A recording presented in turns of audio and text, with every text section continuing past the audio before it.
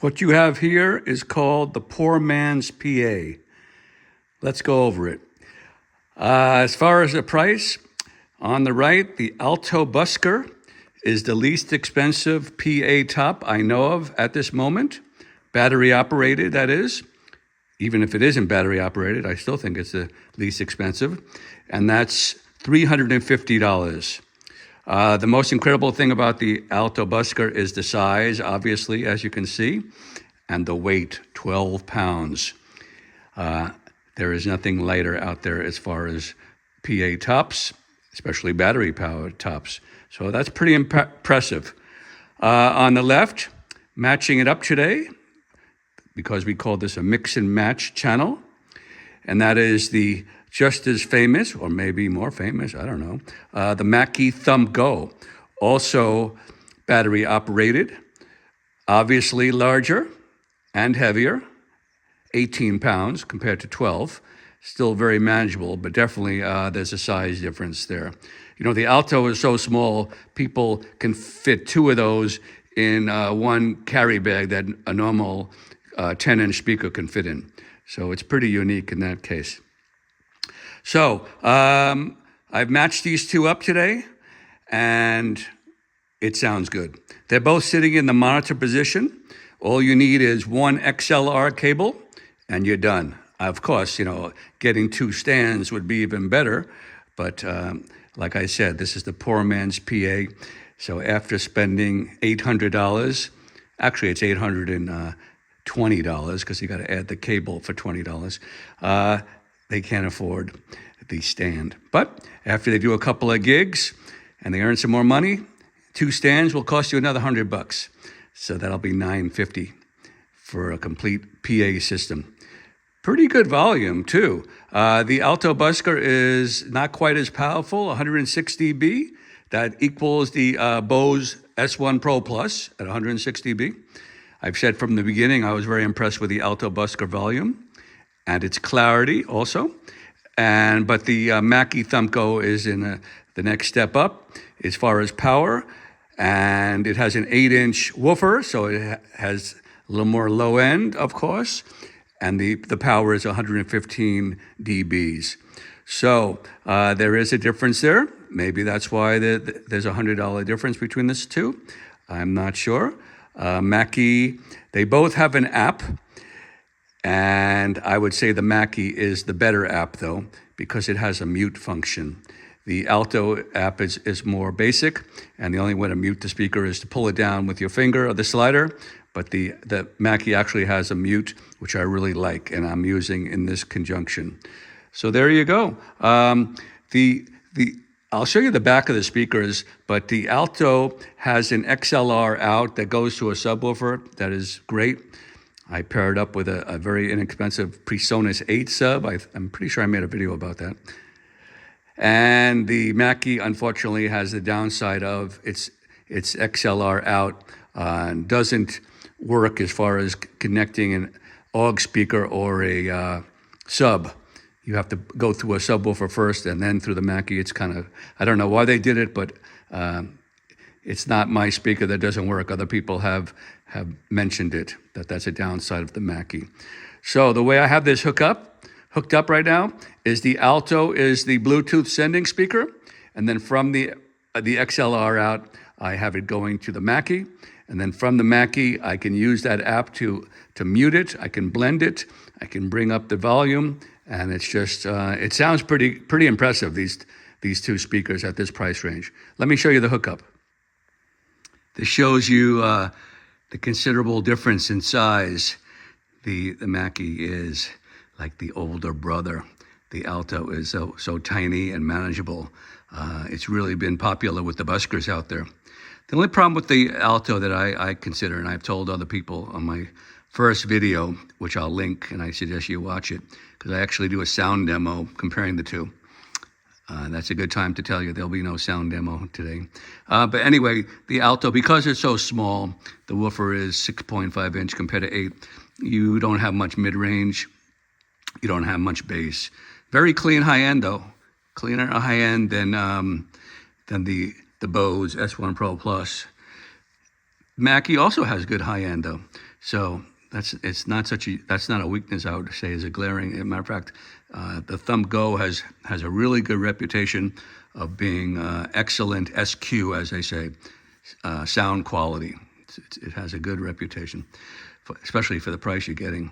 Very popular. Both speakers are popular. So there you go. One XLR cable. So let me show you what I'm talking about. So the XLR is coming from the augs out of the Alto, and then I'm taking that same cable into channel 1 or channel 2, it doesn't matter, of the Mackie. Give you an idea of my my gain staging here. I got the Mackie at 3 o'clock on the main and channel 2. Gives me plenty of headroom, and then I use that app to adjust it up or down, and I got that great mute function. And the Alto, like I said, is my main Bluetooth speaker. Everything battery, no AC required. Great little setup. Now, people might say, well, shouldn't I just get, 2 Altos? Well, of course, that'll be stereo, but this is better because you have that extra headroom of the Mackie for another $100. I think it's worth it. And you've added some nice mid-range, and you've added some bass. So I think this setup is much more hi-fi sounding, much more quality sounding than 2 Alto Buskers. That would definitely be a no-brainer. Not my favorite expression, but sorry I used it. Anyway, how about the other way around? 2 Thump Goes. Well, actually, I have 2 Thump Goes, and I don't use the second one too much. They do pair wirelessly, which is nice. Then you would have a stereo pair, which is nice. But I like this idea that what you have this really tiny speaker for maybe the situation where you just want to throw something in a backpack for busking, and then you have them together when you want more fidelity. So this pairing is a success, mix and match success as far as trying different speakers together.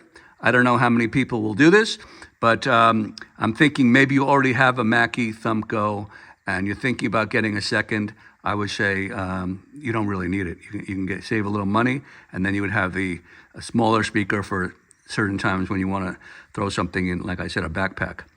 On the other hand, if you already have an Alto Busker, instead of getting a second Alto, spend a little more money and you're going to gain some nice low end and some extra volume. I think it's a win-win all around.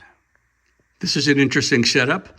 I like how the Alto looks on top of the Mackie. I just wouldn't gig with this. If someone bangs into it, the Alto is going to go flying. But if it's in your bedroom or your den, this is, I think it would work. Actually, I'm not sure. Maybe the Alto with vibration will fall. I'm not sure. But actually, the Mackie on the floor, it does do some bass reinforcement, and this gets the Alto a little bit higher toward the ear level without a stand. Again, for the poor DJs out there who can't afford the stands yet. How would this compare to the $700 Bose Pro S1 Pro Plus? Well, I haven't AB'd them. I don't think I'm going to either, but I think this would be better for $100 more compared to the $700 Bose. Here you got $800, and it's going to be louder for sure because the Mackie, like I said, is 115 dB, Bose is 106, and you have that stereo field where you can separate the 2 speakers 15 feet apart, and you do have where you can blend the 2 speakers as far as volume. I'm pretty sure that these 2 would outperform the Bose. Is it worth it for $100 more? I don't know. That's for you to decide. So, summing it up, short video. I think this is a great little matchup. Definitely better than just 2 Altos or 2 Thump Goes by themselves. I think you can add fidelity by mixing and matching. Now, I do want to stress that these 2 cannot be hooked up wirelessly, so you do need a cable. People ask me about that. 2 different apps. And the other factor is when you're playing these two, you don't have true stereo. They'll be both playing in dual mono, but tell you the truth, your audience will never know unless you or your audience are one of these highfalutin audiophiles that sit in the perfect triangle, and they can hear I can't hear the difference. After playing drums for over 20 odd years, I cannot tell the difference between stereo or dual mono, but I'm sure people out there can. But this system is not stereo. It would be dual mono. But the whole idea is you separate the speakers at least 10 feet apart. Like I said, the best would be to get them up on stands at ear level, and your ear or your brain is fooled.